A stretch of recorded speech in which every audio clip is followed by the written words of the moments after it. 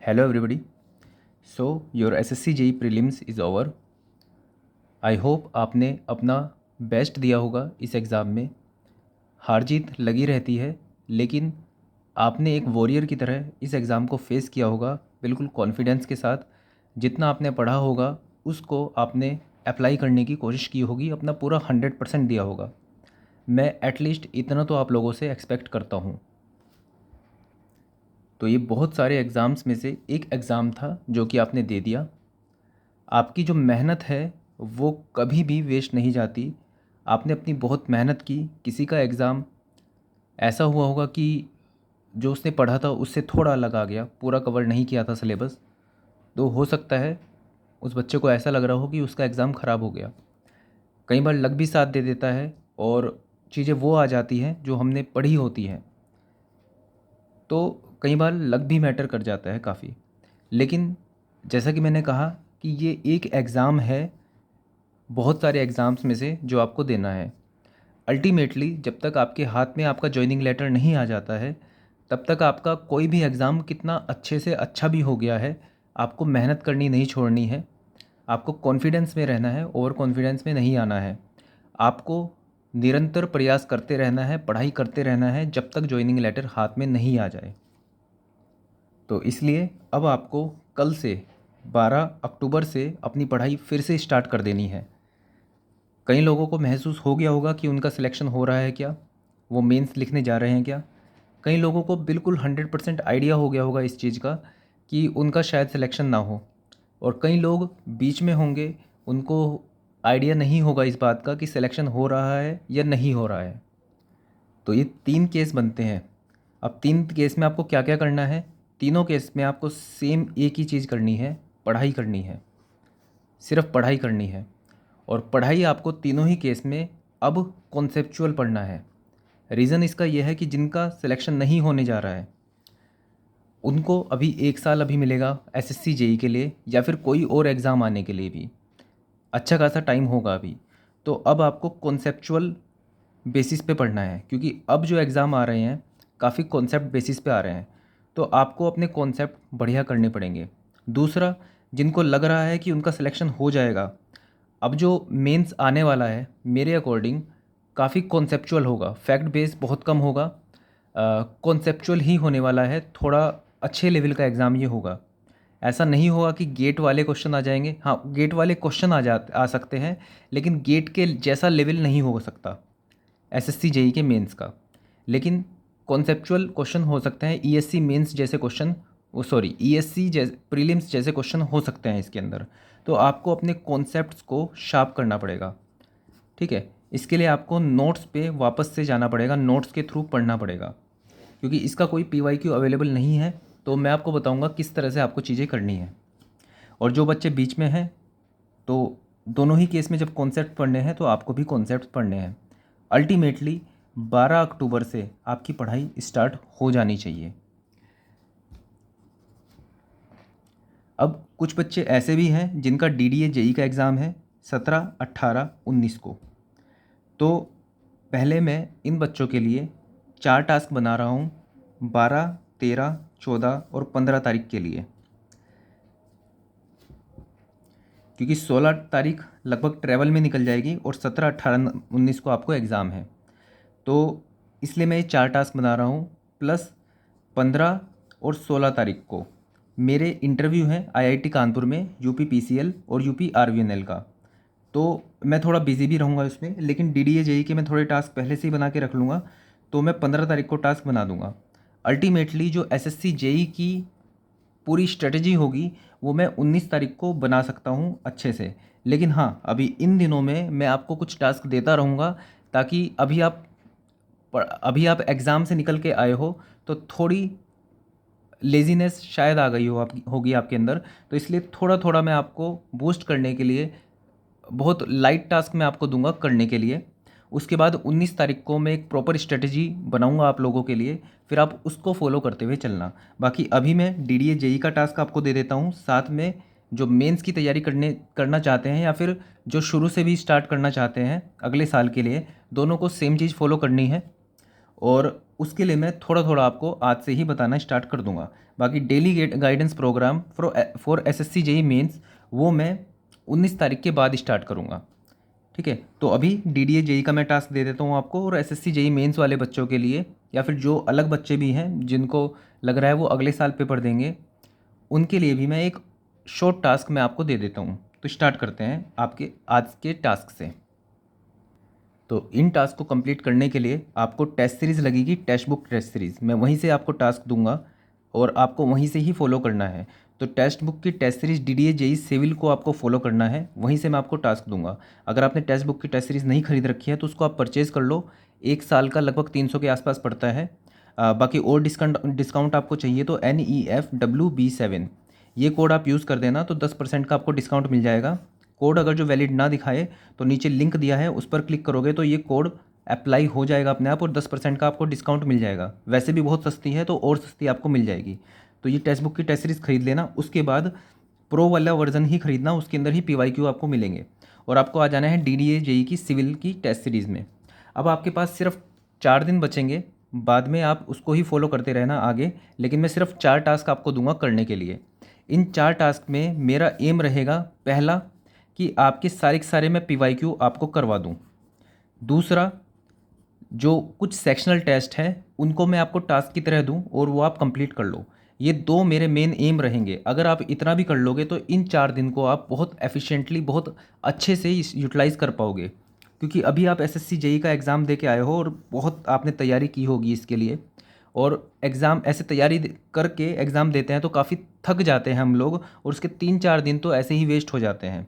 तो थोड़ा सा आपको विल पावर अपनी दिखानी है यहाँ पे, और ये 4 दिन आपको बचाने हैं अपने। काफ़ी बच्चे ये 4 दिन वेस्ट कर देंगे और डीडीए जेई उतने अच्छे से नहीं दे पाएंगे, लेकिन ये 4 दिन आप अच्छे से यूटिलाइज़ कर लोगे तो पेपर आपका बहुत अच्छा हो जाने वाला है, और आप अलग से ही आउटस्टैंड करोगे बाकी बच्चों के सामने जो थके हारे पेपर देने जाएंगे। आपको अभी एक्टिव रहना है। आज आपने रेस्ट कर लिया एग्ज़ाम दे के, जिनका पहले दिन हो गया होगा, हो गया था, उन्होंने और रेस्ट कर लिया होगा। तो आपको ये बिल्कुल एनर्जी के साथ एग्ज़ाम देना है, जैसे एसएससी जेई दिया था उससे भी अच्छे से देना है आपको। तो टास्क मैं स्टार्ट करता हूँ आपका आज से। अच्छा, टास्क देने से पहले मैं आपको एक चीज़ क्लियर करना चाहता हूँ कि जो मैं टास्क दे रहा हूँ आपको उससे रिलेटेड, कि आप इसको क्यों फॉलो करोगे। एक तरह के बच्चे हैं जो पहली बारी में ही कोई भी कंपटीशन को क्रैक कर लेते हैं, IITs से आते हैं, NITs से आते हैं, बहुत ब्रिलियंट होते हैं और पहली बारी में ही एग्ज़ाम क्रैक कर लेते हैं। इन बच्चों से पता चलता है कि क्या क्या करना चाहिए सक्सेस के लिए। दूसरे ऐसे होते हैं कि एग्ज़ाम कोई नहीं निकला है लेकिन आके पढ़ाते हैं, बहुत अच्छा पढ़ाते हैं, नो डाउट, ऐसा नहीं है कि एग्ज़ाम नहीं निकला उनका तो अच्छा नहीं पढ़ा सकते, लेकिन उनको ये पता होता है कि क्या नहीं करना होता है। उन्हें अपनी लाइफ में उन्होंने बहुत फेलियर्स देखे होते हैं, तो वो सिखा देते हैं कि क्या नहीं करना होता है। मैं अपनी बात बताऊं, 2017 से मैंने पास आउट किया हूं मैं, और मैंने अपनी लाइफ में इतने फेलियर्स देखे, बहुत सारे फेलियर्स देखे। स्टार्टिंग में मैं आपको ESC का अपना स्कोर बताऊं तो ESC में 100 नंबर भी टेक्निकल में नहीं आते थे, और इस बार मैंने 200 स्कोर किया सिर्फ टेक्निकल में। ठीक है, तो 260 मेरे प्रीलिम्स में ही आए हैं, और इस बार मैंने इंटरव्यू दिया है और मैंने इतने सारे एग्ज़ाम्स निकाले हैं अपने भी। जैसे मैंने बताया अभी UP PCL और UP RVNL में, UP PCL में 2 थी जनरल की सीट, UP RVNL में शायद 6-7 सीट थी, दोनों में ही मेरा इंटरव्यू के लिए क्लियर हुआ है। और भी बहुत सारे एग्ज़ाम निकाले हैं, अभी उनकी बात नहीं करूँगा। मैं आपको बताना चाह रहा हूँ, मैंने अपनी लाइफ में फेलियर्स देखे हैं, मुझे पता है क्या चीज़ें नहीं करनी है, और फिर मैंने एग्ज़ाम भी निकाले हैं तो मुझे ये भी पता है कि क्या क्या चीज़ें करनी है। तो आप आंख बंद करके भरोसा कर सकते हो। जब मैं आपको बोलता हूँ कि आपको अपना अटैम्प्ट हाई रखना है, 1/4 नेगेटिव मार्किंग है, अब 1/4 नेगेटिव मार्किंग है, उसके अकॉर्डिंग ही मैं आपको बता रहा हूँ कि अगर आपने एक ऑप्शन भी हटा दिया तब भी आप 3 में से किसी एक में ब्लाइंड तुक्का मार सकते हो।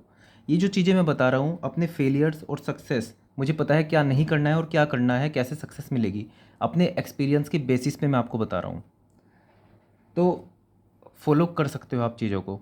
अब मुझे दुख होता है इस बात का कि मतलब मैं इतनी मेहनत करता हूँ आप लोगों के लिए, और मैं बिल्कुल प्योर, बिल्कुल प्रैक्टिकल चीज़ें आप लोगों के साथ शेयर करता हूँ जो एक्चुअली में आपके मार्क्स बढ़ाती हैं। लेकिन आप लोगों का डिसीज़न होता है, आप जब तक उसको अपने अंदर अपने सबकॉन्शियस में नहीं डालोगे, आप उसको फील नहीं करोगे, बिल्कुल सही बात है कि आप उसको अप्लाई नहीं करोगे। लेकिन बस दिक्कत ये है कि आप जब तक उसको अपने अंदर ढालोगे तब तक बहुत देर ना हो जाए। ठीक है, तो इसलिए कोशिश करो जो मैं बोल रहा हूँ एटलीस्ट उसको एक बार अप्लाई करके देख लो, आपको डेफिनेटली रिजल्ट्स मिलेंगे। और अगर जो रिजल्ट ना मिले आपको तो फिर आप अपने हिसाब से चीज़ें कर सकते हो। मैं पॉइंट आउट नहीं कर रहा हूँ, मैं किस बारे में बात कर रहा हूँ बच्चों को समझ में आ रही होगी, अभी एसएससी जेई का जो एग्ज़ाम देने गए हैं। तो पॉइंट पे आते हैं अपने टास्क 1 पे।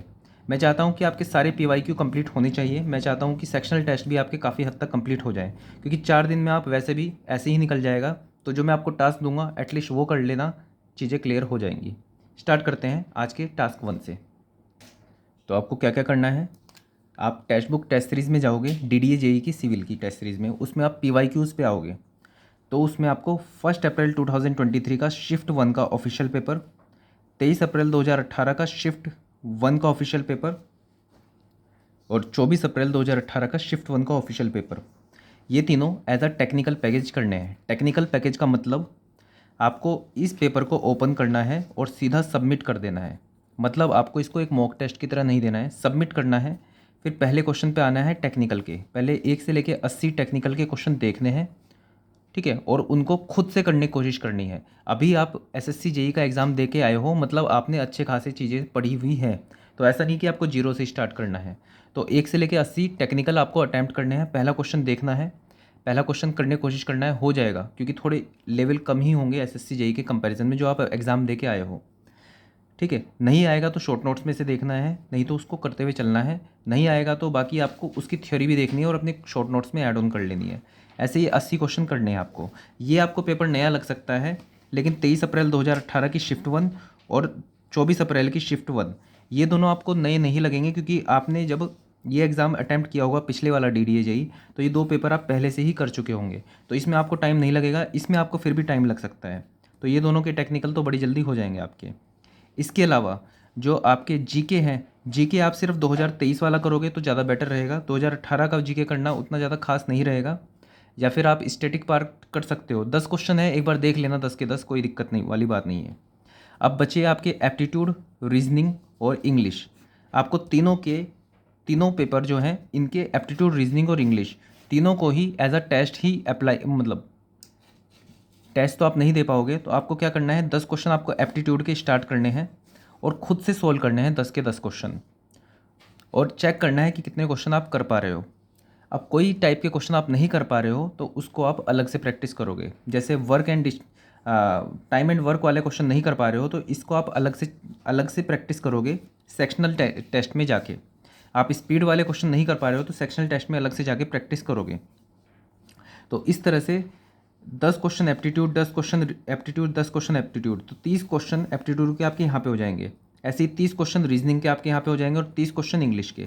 अब जैसे इंग्लिश के क्वेश्चन है, इंग्लिश के क्वेश्चन नॉर्मली वहाँ पे हो जाएंगे, क्योंकि थोड़ा ईजी लेवल होता है उसके अंदर। जंबल वर्ड आ गए, सेंटेंस फ्रेम करने आ गए। अब दिक्कत ये होती है कि अचानक से बहुत टाइम बाद हमने कोई चीज़ देखी, आई मीन टू से इंग्लिश आपने अभी किसी एग्ज़ाम में नहीं किया, अचानक से वहाँ पे आया, तो बहुत नॉर्मल चीज़ें भी आप नहीं कर पाते हो। तो क्या है, इंग्लिश सिर्फ प्रैक्टिस का खेल है इस एग्ज़ाम के लिए। तो इसमें ऐसा कुछ ग्रामर के ज़्यादा रूल वगैरह नहीं आएंगे, नॉर्मल ही आएगा जो आप कॉमन सेंस से कर सकते हो। लेकिन वो भी आप तब कर पाओगे जब आप थोड़ा प्रैक्टिस में होंगे। तो 30 क्वेश्चन जब आप इंग्लिश के कर लोगे यहाँ पे, जो पहले पेपर में पूछे जा चुके हैं, तो वहाँ पर भी आप कर पाओगे। ठीक है, ठीक ठाक क्वेश्चन कर पाओगे। तो एटलीस्ट ये 30 क्वेश्चन खुद से करना है। ऐसा नहीं कि जैसे जंबल वर्ड, आपने जंबल सेंटेंस देखे तो आपने सीधा सॉल्यूशन देख लिया। खुद से करने की कोशिश करना। अगर आपको लगे कि आपको नहीं हो रहा है तब भी कुछ ना कुछ आंसर करने की कोशिश करना, फिर चेक करना कि कहाँ गलती मैंने की थी। ठीक है, तो ये खुद से ही अटैम्प्ट करने हैं 30 क्वेश्चन, 30 क्वेश्चन। बाकी जीके के जो 10 क्वेश्चन हैं वो एक बार देख लेना। अगर आते हैं तो ठीक है, नहीं आते तो बस जस्ट गो थ्रू कर लेना उनसे। मेन पोर्शन रहेगा ये टेक्निकल के क्वेश्चन। तो 80 80 80 240 क्वेश्चन आपके टेक्निकल के हो जाएंगे। इसके अलावा आपको शॉर्ट नोट्स पढ़ने हैं। शॉर्ट नोट्स में आरसीसी, स्टील और बीएमसी। फोकस करना वन लाइनर्स पे। जैसे आरसीसी के अंदर आईएस कोड के प्रोविजंस हैं बहुत सारे, तो उन पर फोकस करना ज़्यादा से ज़्यादा। ऐसे ही स्टील के भी प्रोविजंस पे फोकस करना, कि जो पिच लेंथ होती है बोल्ट में कितनी होती है, ठीक है, shortest distance, longest distance, thickness कितनी होती है, ठीक है, ये सब चीज़ें आपको देखनी है। ये आप शॉर्ट नोट्स में आपने नोट डाउन करे होंगे या फिर हैंडबुक से देख सकते हो।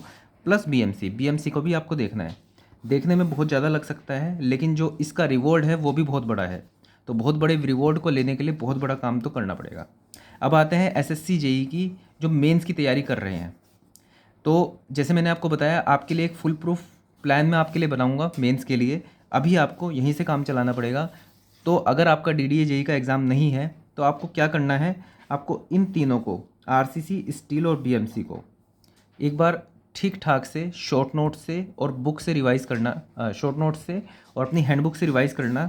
थोड़ा आइडिया ले लेना हर एक चीज़ का, जैसे आईएएस कोड के प्रोविज़न, स्टील, बीएमसी, मतलब इस तीनों चीज़ें देख लेना आप आराम से। उसके बाद जब मैं फुल प्रूफ प्लान बनाऊंगा आप लोगों के लिए, तो वो वन लाइनर्स टाइप का नहीं होगा, वो होगा कॉन्सेप्चुअल, कि आपके कॉन्सेप्ट बिल्ड हो, क्योंकि पेपर कॉन्सेप्चुअल आने वाला है एसएससी जेई का मेंस का, जो मुझे महसूस हो रहा है। ठीक है, तो उसके अकॉर्डिंग मैं आपके लिए दोबारा से स्ट्रेटजी बनाऊंगा नहीं, लेकिन अभी आपको धीरे धीरे आपको मोमेंटम बिल्ड करना है, तो आपको यहाँ से शुरू करना पड़ेगा। बाकी डीडीए जेई का एग्ज़ाम अगर जो आपका भी है तो ये आप कर सकते हो। 3-4 दिन में कुछ नहीं होगा, एग्ज़ाम निकल जाए तो बहुत अच्छी बात है। 3-4 दिन में, तो ये नहीं है कि 3-4 दिन आपके लॉस हो जाएंगे, आपको मेंस का ही पढ़ना है, ऐसा नहीं है बिल्कुल भी। वैसे भी शायद आप ये 4-5 दिन ऐसे ही वेस्ट कर देते। ठीक है, तो डीडीए जेई का है तो इसको भी पढ़ना, अगर नहीं है डीडीए जेई का तो आप यहाँ से स्टार्ट करना। भले ही आपको लग रहा है कि आपका मेंस क्लियर नहीं होगा, तब भी ये चीज़ पढ़ लेना। इसके अलावा आप जो पढ़ना चाहते हो वो आप पढ़ सकते हो। तो ये आपका है टास्क 1, दोनों के लिए, डीडीए जेई वालों के लिए भी और एसएससी जेई मेंस वालों के लिए सिर्फ ये वाला टास्क है। So that's all for this video. Thank you.